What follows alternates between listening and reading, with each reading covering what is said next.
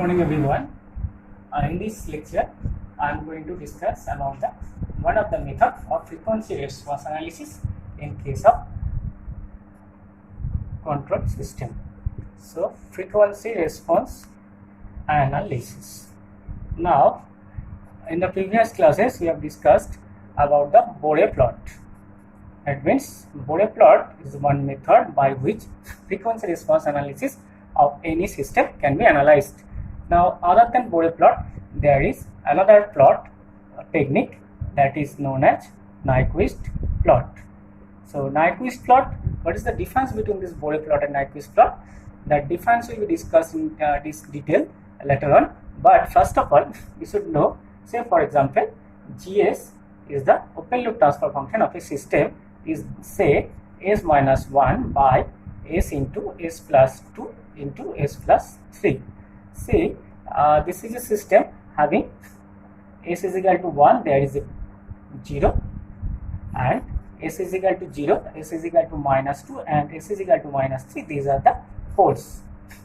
Now, see, S is equal to 1, that means if you plot this position of the 0 in the S plane, where this is your real axis, this is your imaginary axis, then you see S is equal to 0 in this position, right?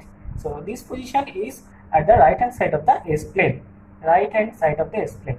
That means if any system having either pole or 0 at the right hand side of the S plane, then the system is said as the non-minimum phase system. Now for non-minimum phase system, what happens? You cannot just express this term S minus 1 in the form of 1 plus st. 1 plus st form is known as time constant form. So in time constant form, until unless you express any factor in the transfer function in time constant form, so it is not possible to find out the frequency response analysis of that system using the Bore diagram. So Bore diagram is not applicable for the system which are having either pole or 0 at the right hand side of the S plane. So we need to have the second option, that is the Nyquist plot. So by using the Nyquist plot, either minimum phase or non-minimum phase defined kinds of system, that means all kinds of systems can be analyzed in frequency domain. Now in order to discuss about the Nyquist plot, first of all we will go for the polar plot.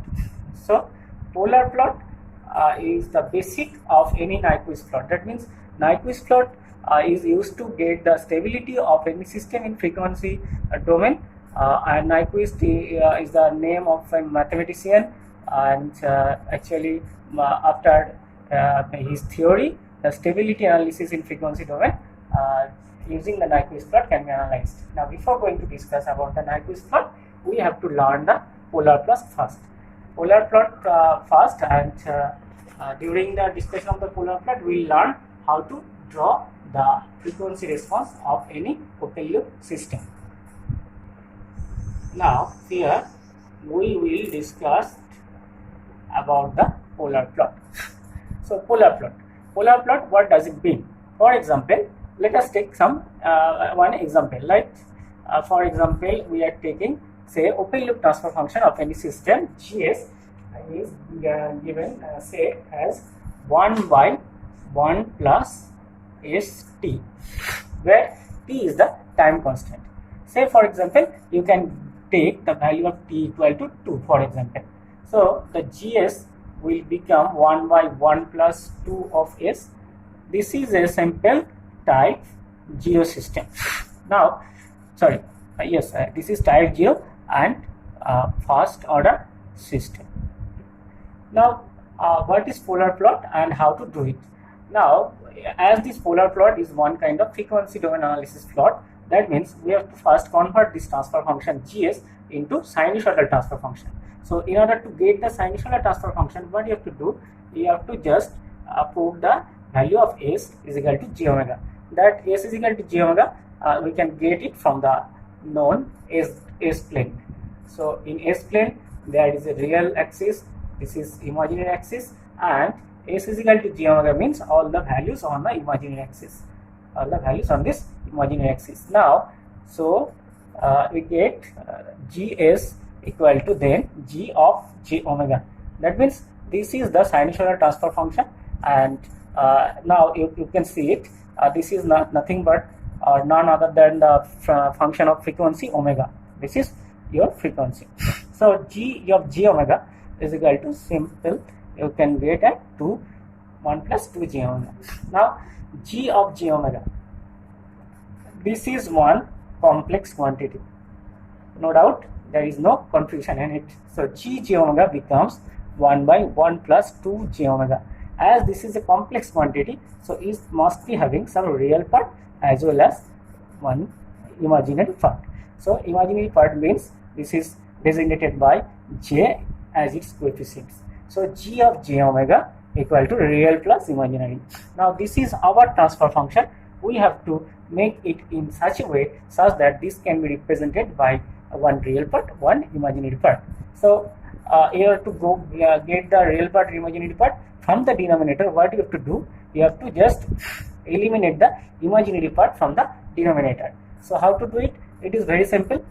G j omega equal to 1 by 1 plus 2 j omega. Now multiply the denominator and numerator by the complex conjugate of this 1 plus 2 j omega. That means if you multiply in the denominator 1 plus 2, or you can write it j of 2 omega, so complex conjugate of it equal to 1 minus j 2 into omega, right? So 1 plus j into 2 omega, you have written or multiplied this factor with 1 minus j 2 j omega. So in the numerator also you can write like 1 minus j into 2 omega. So this becomes 1 minus j into 2 omega in the numerator, and denominator you see this is 1 plus 2 omega square. That means 1 minus j into 2 omega by 1 plus 4 omega square. How can you get it? That is the basic property of see the complex number. What is this? Say your number is like 2 plus j omega. So in order to rationalize it, what you have to do, you have to just multiply this with 2 minus j omega, such that this is your real and this is your imaginary. Now this becomes 2 square, that means real square plus imaginary square, as simple as that.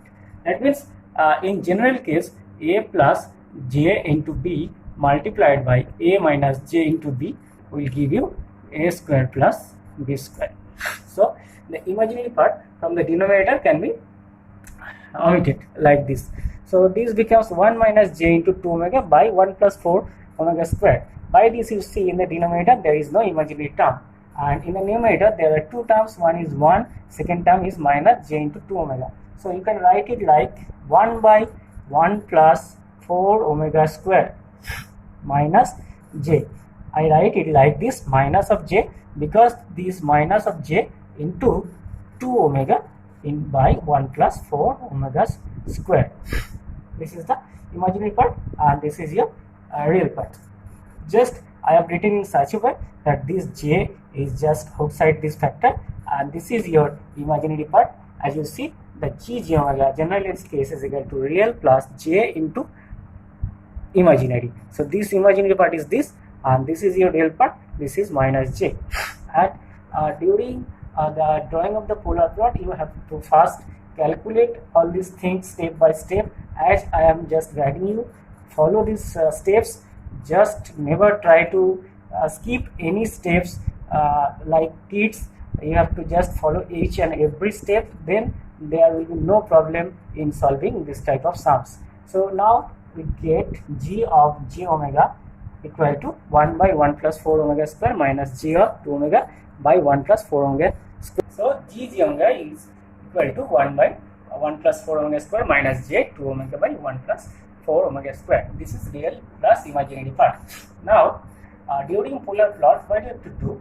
During polar plot, actually we have to change the frequency from omega is equal to 0 to omega is equal to infinity. That means variation of the frequency. Once you vary the frequency from 0 to infinity, how the phase and this magnitude is getting changed in the transfer function, that is to be noted, and that will give you the polar plot. Now what is this?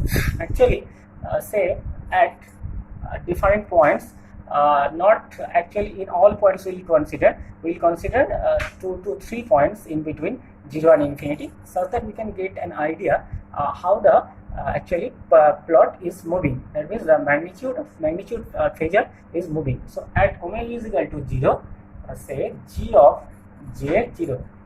At omega 0 we can write it g of j 0 is equal to 1 by 1 plus 4 into 0 minus j into 2 into 0 by 1 plus 4 into 0.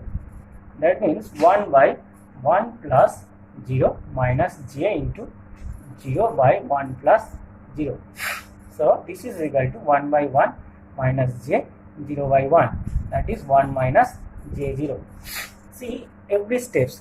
I have just written every step without skipping any line, because if you skip any line, there may be having some possibility of losing some terms, or mistakenly you can write some other terms. In that case the total problem will be in mess. So g of 0 becomes 1 minus j 0.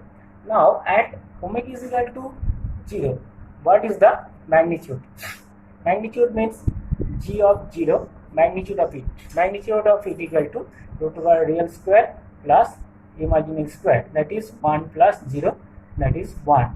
That means at omega is equal to 0, magnitude is equal to 1, and the phase of j0 is equal to tan inverse imaginary by real. That means tan inverse 0 by 1, so 0 degree, right? So we can write g of j0 is equal to 1 angle 0 degree. This is the representation of polar form, as you know from the higher secondary knowledge. So what is that? 1 angle 0, that means there is a phasor having length 1 and magnitude 0 degree, right? Now if you say at omega equal to, say for example, I can write it like say in between any value which is say 1 by 2. Say at omega is equal to 1 by 2. At omega is equal to 1 by 2, you will see the magnitude equal to, at omega is equal to 1 by 2, g of j half, that is equal to, put the value there, we get 1 by 1 plus 4 into 1 by 4 minus j into 2 into 1 by 2 by 1 plus 4 into 1 by 4. So that is equal to 1 by 1 plus 1 minus j into 1 by 1 plus 1. Right? So 1 by 2 minus j into 1 by 2. So this is the factor g of j half. Now once you get the half equal to 1 by 2 minus j of half, that means the magnitude of it, g of j half, equal to root over 1 by 2 square plus 1 by 2 square, and angle of g half equal to tan inverse of minus half by half. That means tan inverse half minus half. So this is 45 degree, and 1 by 2 square plus 1 by 2 square, that means this magnitude equal to root over of 1 by 4 plus 1 by 4. Sorry, this will be actually tan inverse 1. So you can write it tan inverse 1. So tan inverse 1 is equal to 45 degree, and minus means minus 45 degree. And here this is 1 by 4 plus 1 by 4, that means 2 by 4, that means 1 by root 2. This is 1 by root 2. So this j of half, you see this is can be written like 1 by root 2 angle of minus 45 degree, right? And similarly at omega is equal to infinity, then put this value there. So get g of j omega, that means g of j infinity. This is equal to, you see that the function is like 1 by 1 plus 4 into infinity minus j into 2 into infinity by 1 plus 4 into infinity, right? So that is 1 by 1 plus infinity minus j infinity by infinity. So there is a problem. Infinity by infinity cannot be calculated. So how to calculate it? Once there is a form like, the form is like infinity by infinity or 0 by 0. So you have to modify your function. How to modify the function? Actually the function in imaginary section was say 2 omega by 1 plus 4 omega square. Now from each of the factor in the numerator and denominator, we have to just take out the common factor in the highest power. Like in the numerator, omega is the factor, so you can write as 2 omega. In the denominator, you see 1 plus 4 omega square. So highest factor is omega square. We just take it out as the common factor omega square. So we can write it 1 by omega square plus 4. Right. So the term in this case will now modify it as say 2 omega by 1 plus 4 omega square, that is 2 omega by omega square 1 by omega square plus 4. So this is equal to 2 by omega 1 by omega square plus 4. Now this is your factor, and here you can put omega is equal to infinity. Now once you put the omega is equal to infinity here, what you get? 2 by infinity into 1 by infinity plus 4. That means 2 by infinity, 1 by infinity equal to 0 plus 4, that is 2 by infinity 0 plus 4 is equal to 4. That means 1 by infinity means 0. So what you get in this term? That means gj omega at infinity, that is gj infinity equal to, you just get this term 1 by infinity minus j of 0, because this total term at infinity equal to 0 now, and 1 by infinity equal to 0, so 0 minus j of 0. So 0 minus j of 0 equal to j of infinity. Now see, there are 3 terms we have written, you can just get the magnitude of it. Magnitude of 0 minus j0 is equal to root over 0 square plus 0 square and angle of tan inverse 0 by 0. So this equal to tan inverse 0 by 0, this is nothing but angle 90 degree. This is minus, so this is minus 90 degree. So we get the 3 terms, because whenever we are moving or we are just changing the value of frequency, that means 0 to infinity, not all the values we are considering. We are considering only the 3 values. One is omega is equal to 0, omega is equal to infinity, and in between there is one another value at 1 by 2. Now, so you see the 3 values we get. Once at omega is equal to 0, that is 1 magnitude 0 angle. At omega is equal to half, 1 by root 2 angle minus 45 degree. At omega is equal to infinity, 0 minus 90 degree. So these are the angles. Sometimes it is very confusing to get the angle, either this is positive or negative. But in our analysis, the method we will follow, there will be no confusion, because here we will get only the magnitude of the angle. Like at omega is equal to, right, omega is equal to 0, we can write g0 equal to 1 angle 0 degree. So this is positive, negative, no matters. At omega is equal to half, we can write gj half equal to 1 by root 2 angle 45 degree magnitude of it. And at omega is equal to infinity, gg infinity, we can write is 0 angle 90 degree magnitude of it. That means this may be positive, negative, depending upon the quadrant. We will come to discuss the quadrant analysis. This is very much easier procedure to analysis, and this is quadrant analysis. What is this? This I am going to discuss in a few minutes. Now, say first of all, we will consider these three values: omega is equal to 0, 1, 0. Now, what is this value 1, 0 significance of it? What is the significance of it? 1, 0 means the phasor having length 1 and angle 0 degree. Now, in control system, say we are having the millimeter graph like this. This is your S plane, and this is your real axis always, and this is your imaginary axis.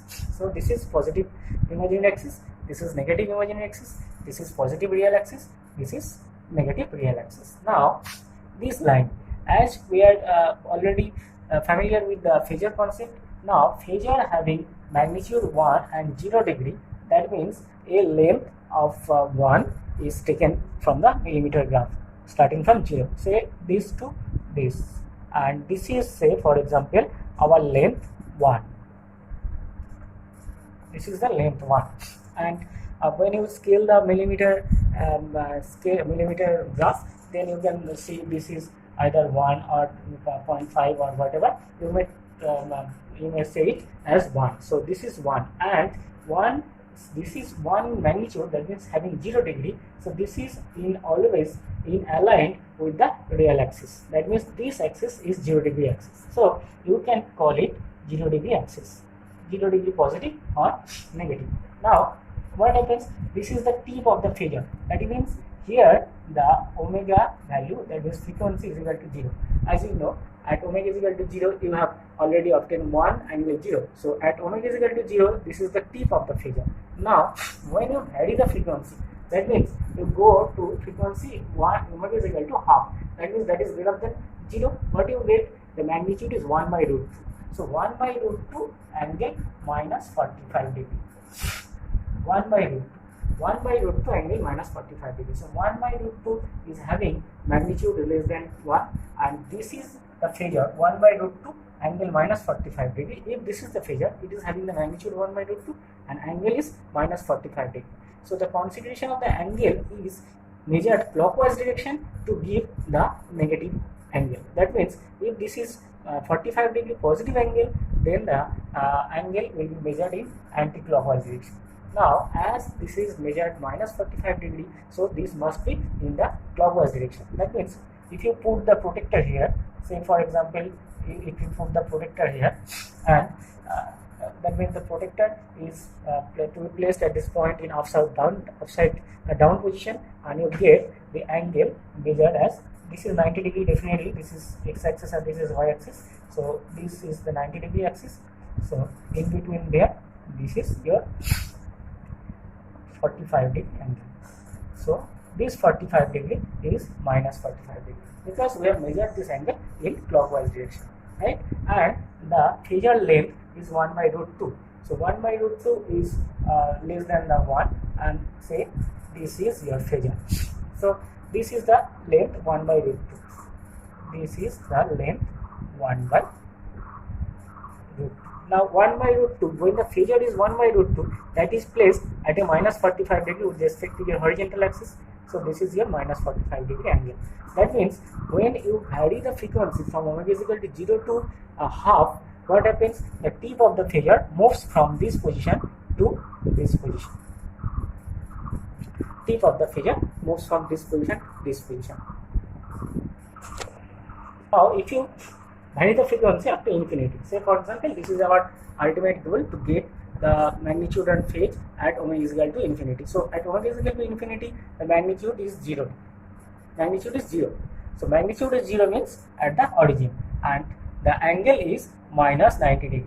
So minus 90 degree means this is your minus 90 degree. Actually, this is your 90 degree axis, and you see this is 90 degree axis, and as this angle is measured clockwise direction, so this will give you minus 90 degree.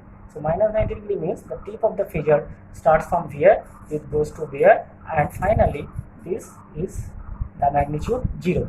And magnitude is 0 means the angle is 90 degree. 90 degree negative means this line indicates the negative 90 degree, and this graph enters the 0 by touching this 90-degree line.